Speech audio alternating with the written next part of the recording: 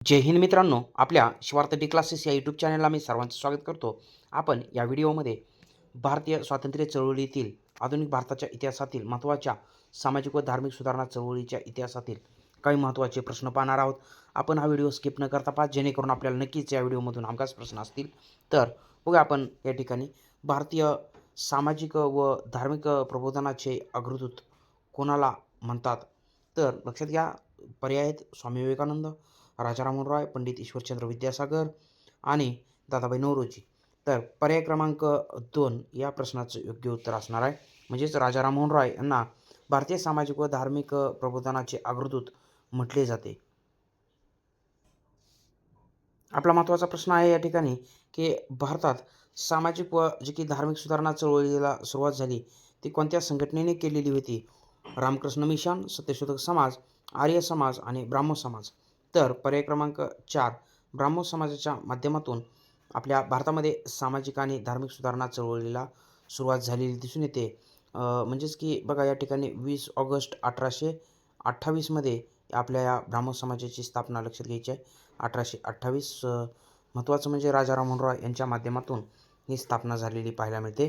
तर त्याच्यानंतर पुढचा प्रश्न आपण बघूया. या ठिकाणी ब्राह्मो समाजाचे प्रतिनिधी कोणत्या दिवशी एकत्रित येत असत?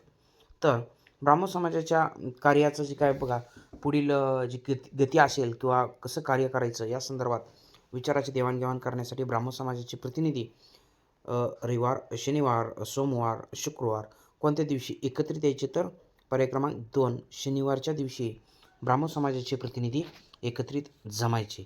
त्याच्यानंतर आपल्याला पुढचा प्रश्न या ठिकाणी विचारला जाईल. राजा राममोहन रॉय यांनी खालीलपैकी कोणते वृत्तपत्र चालविले? तर एक महत्त्वाचं वृत्तपत्र असणार आहे. लक्षात घ्या, Al Hilal, National Herald, New India, Mirat ul Akhbar. पर्याय क्रमांक 4 या प्रश्नाचं योग्य उत्तर असणार आहे मिरात उल अखबार हे वृत्तपत्र राजा राममोहन रॉय यांचं होतं. अल हिलाल हे लक्षात घ्या मौलाना आझाद यांचं वृत्तपत्र. नॅशनल हेराल्ड हे पंडित जवाहरलाल नेहरू यांचं वृत्तपत्र. न्यू इंडिया आणि बेझंट यांचं वृत्तपत्र होतं. तर मिरात उल अखबार हे राजा राममोहन रॉय. मिरात उल अखबार, त्याचबरोबर समाचार चंडिका हे सुद्धा एक वृत्तपत्र लक्षात घ्यायचं आपल्याला. समाचार चंडिका हे सुद्धा वृत्तपत्र कोणाचं? तर राजा राममोहन रॉय यांचंच हे वृत्तपत्र लक्षात घ्यायचं. संवाद कौमुदी एक महत्त्वाचं असणारं हे एक पाक्षिक होतं. संवाद कौमुदी असं त्याचं नाव होतं, जे की बंगालीमध्ये महत्त्वाचं हे प्रकाशित व्हायचं, संवाद कौमुदी. तर हे आपल्याला प्रश्न हमखास परीक्षेमध्ये येणारे प्रश्न आहेत मित्रांनो. त्याच्यानंतर पुढे जाऊन आपण बघणार आहोत या ठिकाणी, की बाबा ब्राह्मो समाजाची स्थापना कोणत्या वर्षी झाली? प्रश्न खूप महत्त्वाचा बनतो. तर 1867, 1828, 1873 आणि 1875. तर पर्याय क्रमांक 2 1828 म्हणजेच 20 ऑगस्ट 1828ची स्थापना आहे ब्राह्मो समाजाची.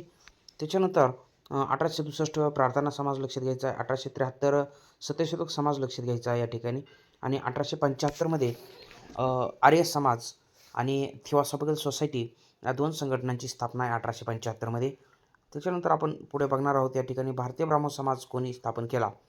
तर जे की राजा राममोहन रॉय यांचा असणारा ब्राह्मो समाज याच्यातून बाहेर पडून जे की भारतीय ब्राह्मो समाज एक महत्त्वाची संघटना स्थापन कोणी केली होती? तर देवेंद्रनाथ टागोर, केशवचंद्र सेन, राजा राममोहन रॉय, स्वामी दयानंद सरस्वती. पर्याय क्रमांक या ठिकाणी 2 ह्या प्रश्नाचं योग्य उत्तर असेल केशवचंद्र सेन यांनी महत्त्वाचा भारतीय ब्राह्मो समाज स्थापन केला. ब्राह्मो समाज म्हणलं की राजा राममोहन रॉय. आता या ठिकाणी एक लक्षात घ्या, देवेंद्रनाथ टागोर एक नाव दिसते आपल्याला या ठिकाणी. तर यांच्या नेतृत्वाखाली एक बघा ब्राह्मो समाज होता. त्या ब्राह्मो समाजाला आपण आदी ब्राह्मो समाज या नावानं या ठिकाणी लक्षात घ्यायचं आहे. आदी ब्राह्मो समाज कोणाच्या नेतृत्वाखाली? तर देवेंद्रनाथ टागोर. आदी ब्राह्मो समाज. भारतीय ब्राह्मो समाज खूप वेळेस आलेला प्रश्न आहे मित्रांनो. भारतीय ब्राह्मो समाज केशवचंद्र सेन. त्याच्यानंतर पुढचा प्रश्न आपल्याला बघायचा या ठिकाणी, प्रार्थना समाजाची स्थापना कोणत्या ठिकाणी झाली? तर प्रार्थना समाजाच्या स्थापनेचं ठिकाण पुणे, मुंबई, मद्रास, कलकत्ता. पर्याय क्रमांक 2 लक्षात घ्यायचं आपल्याला. मुंबईमध्ये बघा 1867 हा प्रार्थना समाज स्थापन झाला होता. आणि प्रार्थना समाज स्थापन होण्यासाठी कोणाची प्रेरणा? तर केशवचंद्र सेन यांच्या प्रेरणेतून स्थापन झाला होता. त्याच्यानंतर पुढचा प्रश्न आहे आपल्याला, प्रार्थना समाजाची स्थापना कोणाच्या प्रेरणेतून झाली? तर आता या प्रश्नाचं उत्तर आपण यापूर्वी पाहिलेलं आहे. तर केशवचंद्र सेन यांच्या व्याख्यानातून प्रेरित होऊन प्रार्थना समाज स्थापन झालेला होता. त्याच्यानंतर पुढचा प्रश्न आहे आपल्याला महत्त्वाचा, की प्रार्थना समाजाचा प्रसार करण्यासाठी कोणते मुखपत्र चालविले? तर प्रबुद्ध भारत, सुबोध पत्रिका, दीनबंधू आणि रास्त गुप्तार.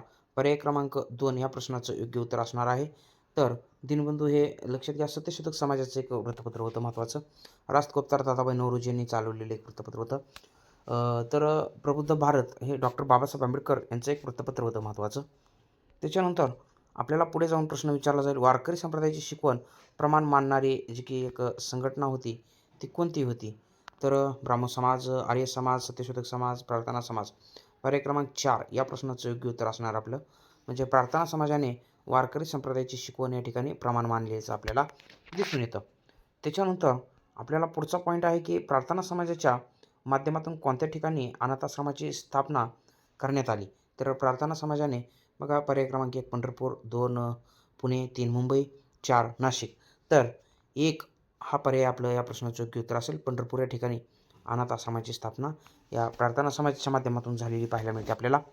त्याच्यानंतर प्रश्न आपल्याला महत्त्वाचा विचारला जाईल, भारत सेवक समाजाची स्थापना कोणी केली?